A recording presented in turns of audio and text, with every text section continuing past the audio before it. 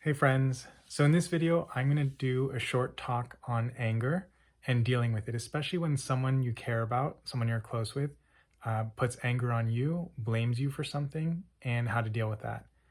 So anger is a huge topic, and I have a lot of experience with it. I've felt a lot of anger in my lifetime. I still feel a lot of anger at times, and it can be a very overwhelming emotion.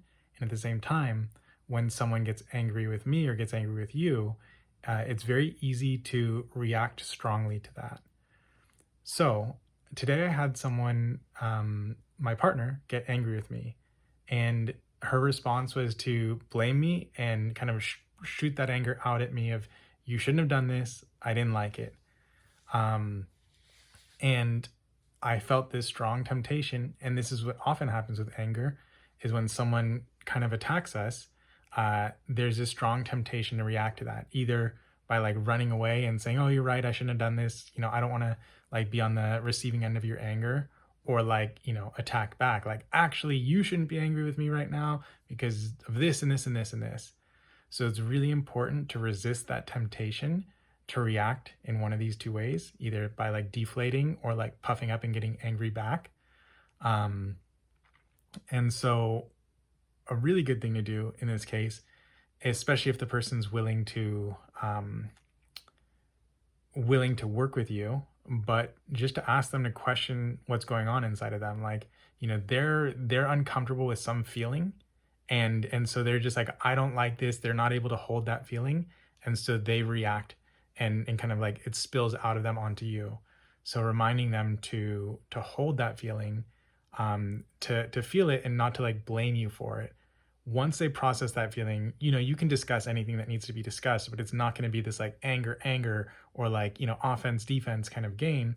It's just going to be like, you know, I don't like this, and I think we should do a different kind of conversation versus like, like, I don't like this and things need to be different.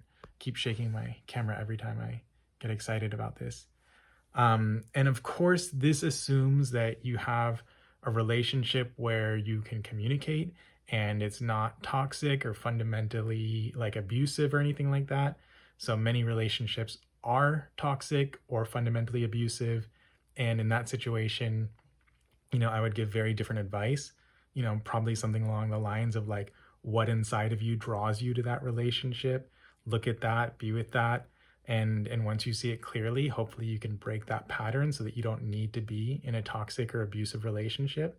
But if you're in a healthy, collaborative relationship, it's still going to have friction and tension. And this is a way to work through that. If you have any questions, leave them in the comments. I'd be happy to talk about, toxic relationships. I've also been in toxic relationships. And I've also chosen abusive relationships where I was on the receiving end of verbal and emotional abuse. And it took me a long time to see how to get free from that and what inside of me compelled me to find these relationships again and again. So if you want to talk about any of that, let me know in the comments below, and I'll make videos on that or reply to your comments. Love you. Talk to you soon. Bye.